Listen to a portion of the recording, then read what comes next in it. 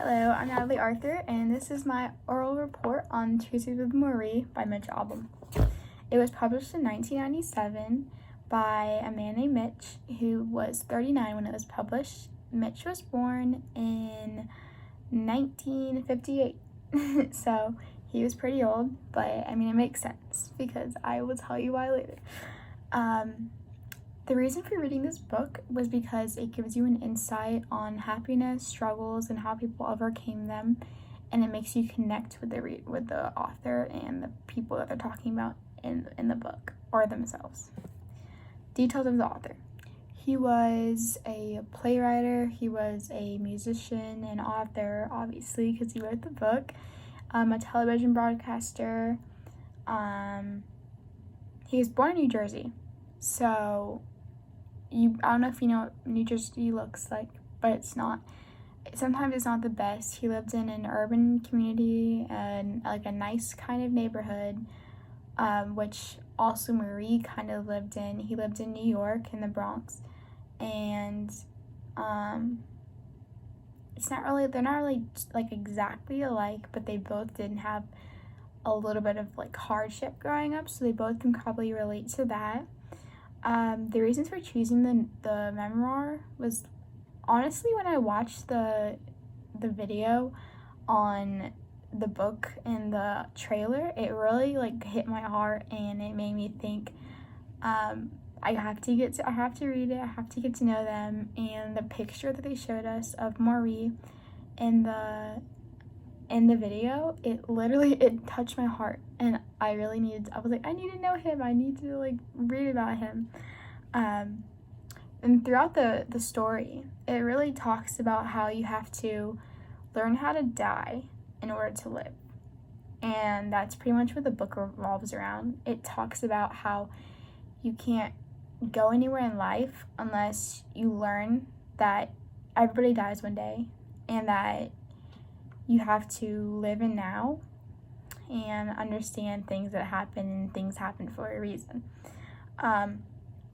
Throughout the book, the summary of the book, really just talking about Marie and his life and his struggles with his mom that passed away at a young age, and his brother that got polio a little bit after their mom died, and their father that didn't really live with them because he wasn't the best. And it brings us back to the times with struggles during the Great Depression, and how they didn't have much money, and how hard it was for them to live. And the theme of the book is definitely coming of age, because I think throughout the book it talks about how Mitch didn't really know Marie at first, but as soon as they started talking and actually getting to know him throughout the classes, and then the following years after he came back and saw him on a broadcast, which is how they got back introduced to each other. He came to visit, and they talked about Marie's life, and I think Mitch really saw that it was really eye-opening for him, and that people need to focus more on the important stuff in life. He got to know Marie's life really well, and he got to know every single part of him. And I think it was a coming of age for Marie as well, because I think he also learned that he lived a good life, and that what he did was the best he could do. Marie told Mitch just everything about his life, and it taught Mitch that life's too short to not live in now, and it's too short to dwell on the past, and to not really focus on what needs to be done. Marie always stresses, just like he did with the fact that you have to learn how to die to live, that you can't be embarrassed about things that are happening now. You have to put those in the past and introduce yourself to new people and new opportunities in order to grow your wisdom and grow your mind and your knowledge. Obstacles, definitely with his mom. And I guess you could say he had hardships growing up with his mom passing and his brother almost passing, that he probably wasn't really hurt with death, I think since he was introduced to it from a young age, he wasn't really, like, it didn't really hit him as hard, so I think he had a little bit longer time to really think about it. And I think people these days who just don't really have death, like, they don't have experiences with death, I think they don't really understand it. So I think people should read the book to get, like, a firsthand visual, I guess you could say, of what people really think about death. And what's sad is another emotion part of the book is his wife and his brothers and just all of his friends and family and the people watching him on TV really get to feel his pain when he talks about his skin sagging and him just not being able to eat or use the bathroom for himself anymore, or really just do anything. He couldn't eat any solid foods after like 2 months, I think it was.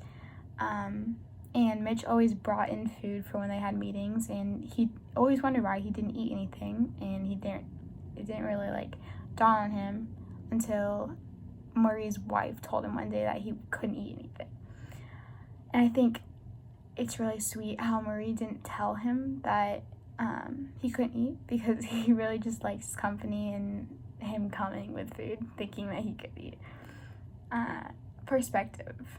It definitely gives us a first-hand view, and it makes you feel for those people. Like, it really, I don't know. It just, it makes you, like, hurt, kind of. A voice. Worried, playful, and definitely understanding, because Mitch was definitely worried about if he was going to be able to get all of Marie's life in the tape recordings that he was recording during their meetings, because he wasn't sure how much longer they had, because, you never know with these diseases, with ALS, you don't know about how, like, long you have with that certain person. So I think he was worried about just the timing, and playful. They were really playful, because I think Mitch really just knew it was coming, so he wasn't really worried about dying, and he was more like joking about it because he knew it was going to happen already, and he wasn't scared. It's really understanding. Marie really made Mitch understand that everything happens, and everything that is happening is supposed to happen, and it's just the revolution of life. In the book, they also talk about the different religions and how everybody sees death, like reincarnation. I don't remember which religion it is, but they were talking about how in one of them they say that there's a little person inside of every single one of you, and that's controlling you, and as soon as you die, that little person either goes up in heaven, stays there, and waits until they get back sent down, or you are born into another person and you get to relive. So you don't really die, but you just you learn every single time. He uses his voice and says that he will suffocate and choke to death. Like, he uses it to explain to us how he's going to die and how it's going to happen. And he's not afraid to, like, tell us what he knows and what's going to happen. Honestly, even though it wasn't a great life, Marie really told us everything we needed to know about living and how he got to be so well known and so well loved and just really successful in life. My experience reading the memoir was overall amazing. Like, I feel like it opened my eyes to death and how many great people are out there, and how many people really, you just don't really see it that much. The people are just so honest and so down to earth. It was pretty great. I rate it a 10 out of 10, 100%. I'm gonna read it like 20 times. Like, I really loved it. And I think people need to read it. Like, I don't know how I didn't before, but I think I'm gonna start reading more memoirs, probably from him, because I really like the book. Yep. Thank you.